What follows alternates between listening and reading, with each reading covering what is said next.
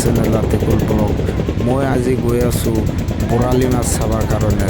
বৰখনত বৰালি মাছ চৰত উঠিছে আৰু বৰালি মাছ ডাঙৰ ডাঙৰ বৰালি মাছ হানা দি মাৰিছে। অসমীয়াত হানা বুলি কয় আৰু ঘৰুৱা ভাষাত জুতি বুলি কয়। আৰু চাওক আপোনালোকে এই গাঁৱৰ পৰা এই ইমান ডাঙৰ নদী পাৰ হৈ পেলাই সেই চৰত গৈছে। এই নদী পাৰ হৈ পেলাই চাওক। চ' ব্লগ আমি ভিডিঅ'টো আজি আৰম্ভ কৰোঁ।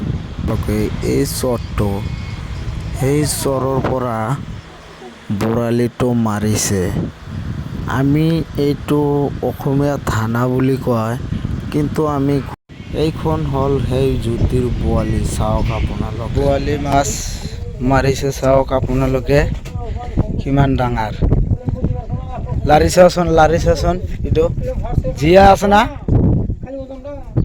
জীয়াই আছে। চাওক আপোনালোকে এইটো কি দি মাৰিছে দাদা?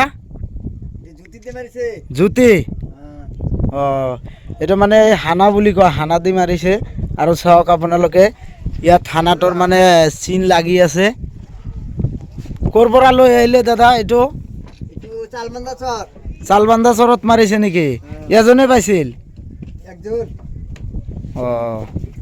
চ' এইখন হ'ল চালবান্ধা চৰ। ইয়াত আহিছিল ভেল লৈ পেলাই হানা দি মাৰিছে। 20 কিলো আছিল এই বৰালিটো। কোনোবা জেগাত মাৰিছে নেকি আপোনালোকে কমেণ্টত ক'বচোন।